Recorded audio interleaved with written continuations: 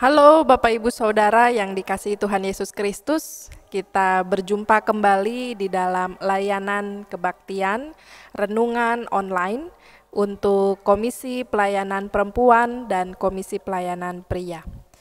Bapak Ibu, renungan saat ini terambil dari 2 Tesalonika pasal 3 ayat 7 hingga 8. Sebab kamu sendiri tahu bagaimana kamu harus mengikuti teladan kami. Karena kami tidak lalai bekerja di antara kamu dan tidak makan roti orang dengan percuma.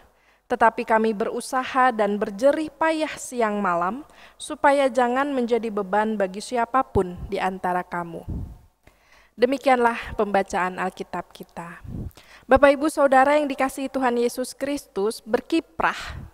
Kata berkiprah di dalam Kamus Besar Bahasa Indonesia artinya melakukan kegiatan dengan semangat yang tinggi, mau bergerak, mau berusaha secara giat di dalam bidang-bidang tertentu.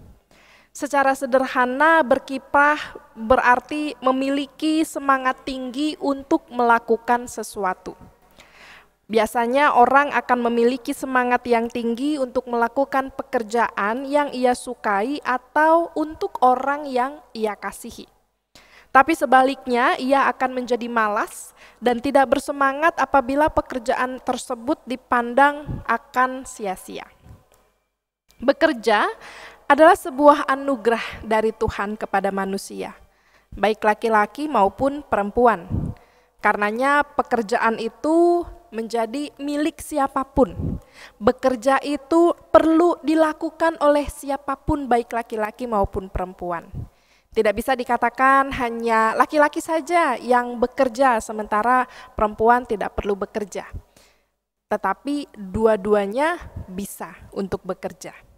Setiap orang yang bekerja dipanggil untuk mencintai apa pekerjaannya, sekalipun pekerjaan yang dilakukan berat, kadang menyita energi, menyita waktu, menghabiskan banyak tenaga dan pikiran.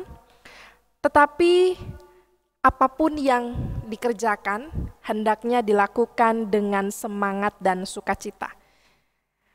Bapak Ibu Saudara, bacaan kita terambil dari surat Tesalonika ini ditulis karena ada pergumulan jemaat tentang kedatangan kembali Tuhan Yesus.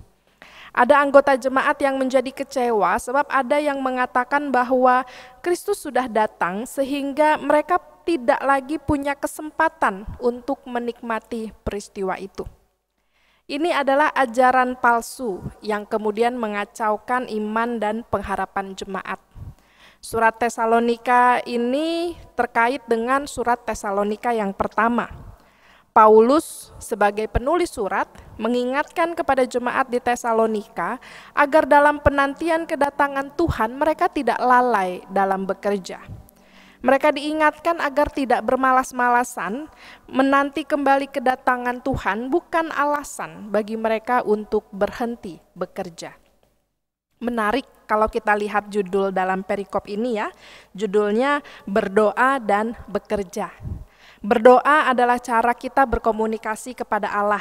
Tidak mungkin seseorang berdoa dan bekerja pada saat yang bersamaan, sehingga berdoa selalu dipandang sebagai tindakan khusus pada saat khusus.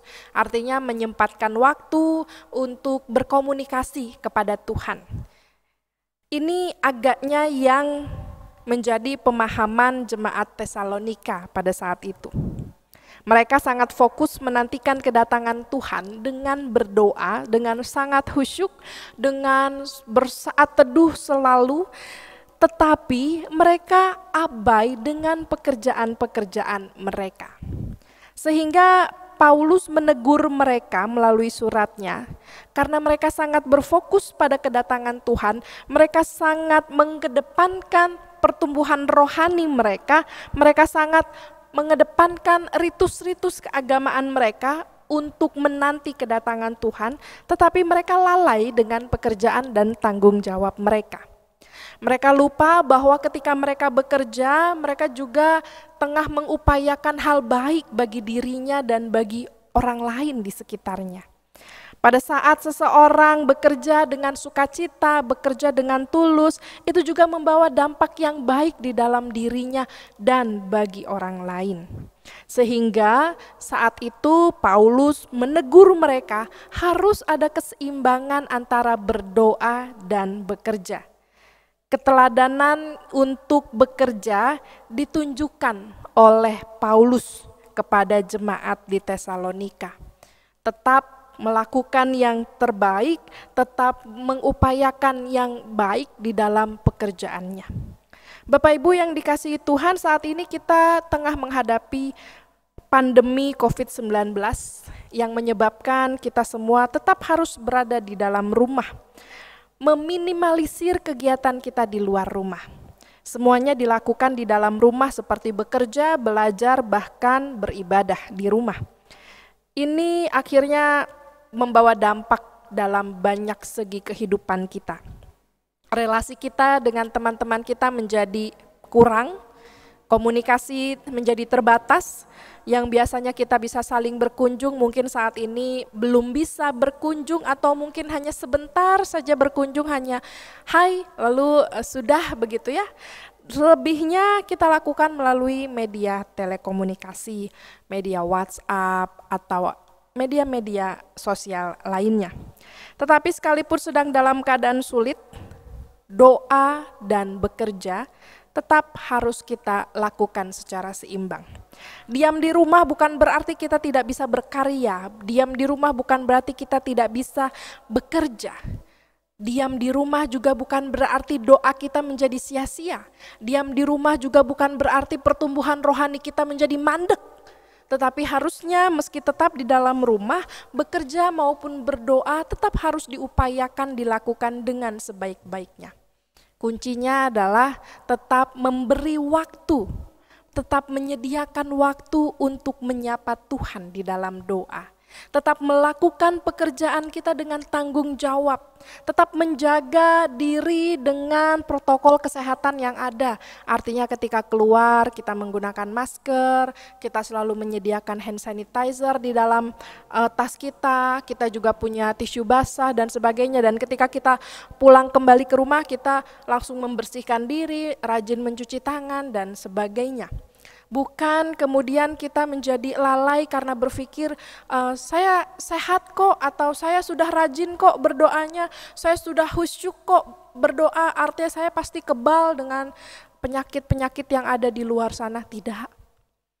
Tetap berdoa dan bekerja kita lakukan secara seimbang. Dan dalam situasi ini kita tetap memiliki pengharapan bahwa situasi ini akan segera berakhir, tetapi kita juga tetap punya semangat di dalam pekerjaan kita.